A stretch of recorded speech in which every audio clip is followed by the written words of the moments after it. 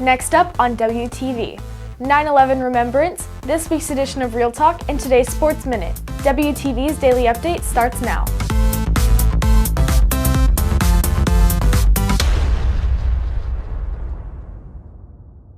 Hey there, Red Hawk Nation. Today is Friday, September 11th, and I'm Alyssa Murphy with today's Daily Update brought to you by Wingspan TV. 19 years ago, 9/11 devastated the lives of many Americans and still has a lasting impact today. WTV's Kate Graham gives you a special remembrance of such an influential day in American history. On September 11, 2001, America mourned as terrorists crashed planes into the Pentagon, a field in Pennsylvania, and an image that can't be forgotten, 2 planes crashed into the Twin Towers of the World Trade Center.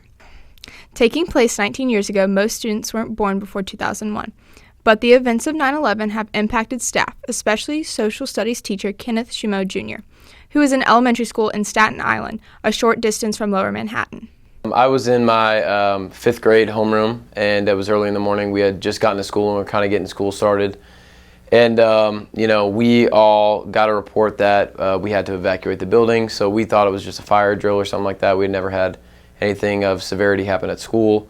And I was at a Catholic school, like I said, in 5th grade, and we actually walked over to our church, and we went down in the basement of the church, which was like the chapel area.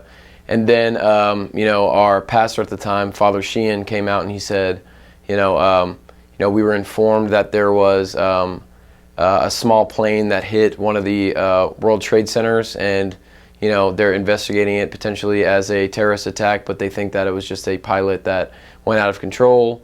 And then eventually, before he could even say anything else, parents were bursting through the back door, like screaming and grabbing their kids, and then really the panic started amongst the kids. Like I was saying, I was in 5th grade and my sister was in 3rd at the time, so she was younger, and I had everyone around me panicking and talking about my dad works in there, my dad works near there, my dad worked at Madison Square Garden for McGraw-Hill at the time, and I was worried about him because of the attraction that Madison Square Garden is, and then also Penn Station is underneath Madison Square Garden, so if it was a terrorist attack, I was worried about that. So I was picked up from school, and my sister was picked up from school, and we went back to the house, and I remember just kind of sitting in my living room and watching the live news footage, which was a replay at the time of what was going on, and we were trying to get in contact with my dad, and this is when cell phones weren't nearly as big as they were today, but cell phone towers were down in Manhattan, so we couldn't get a hold of my dad. So we really had no idea where he was. And anyways, we were just kind of sitting in the house, and everyone was calling phones and doing whatnot, and the only thing that worked were landlines, so everyone was on their landlines.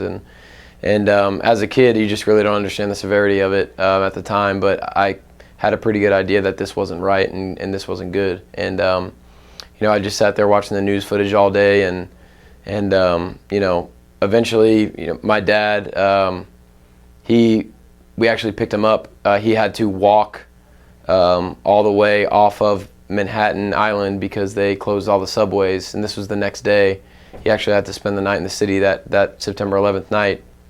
And I can remember his when he walked across the bridge to get in our car, his suit was completely covered in ashes and soot from the explosion, because it had just taken downtown, and when the buildings fell, it just really all went crazy with all the papers and different stuff in the building. God knows what was on him, and it was intense, and the stories I have from everybody else is crazy. So it really is near and dear to my heart. That day, I remember it vividly.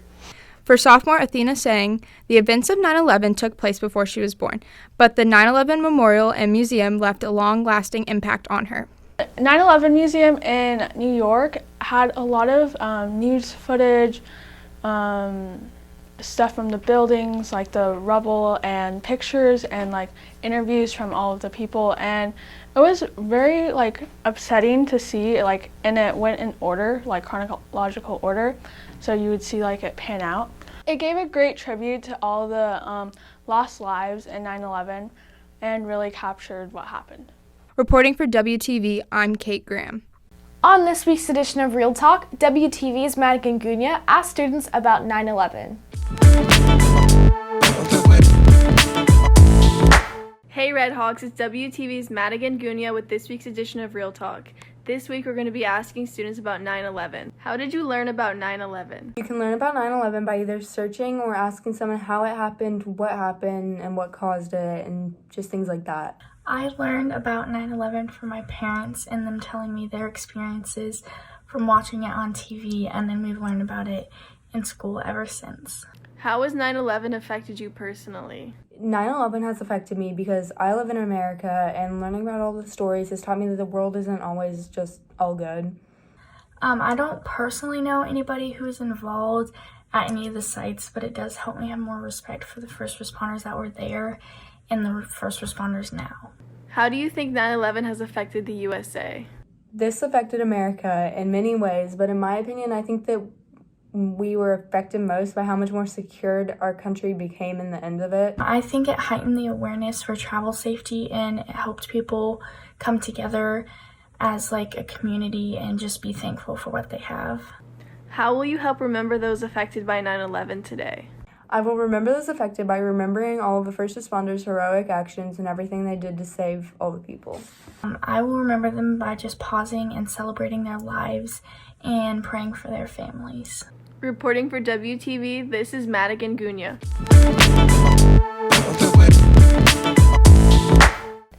WTV's TJ Krylowitz brings you today's Sports Minute.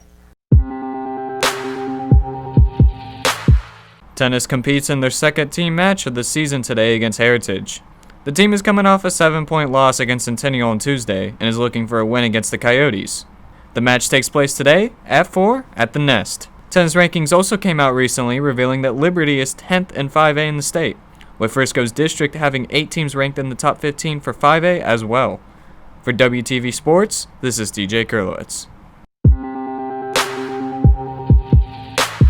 If you are looking for more from Wingspan, you can follow us at Liberty Wingspan on Twitter, Instagram, and Facebook, or visit our award-winning website, libertywingspan.com. And now for today's announcements. Strategy Club is hosting its first meeting on Tuesday, September 15th at 4:30 on Zoom. Join the Remind at Strats Club if needed. NHS members, for a 2-hour volunteer opportunity, email Ms. Hamilton at hamiltonc@friscoisd.org. For any announcements, have your club sponsor email libertywingspanstaff@gmail.com. That's it for today's daily update. This is Alyssa Murphy for Wingspan TV.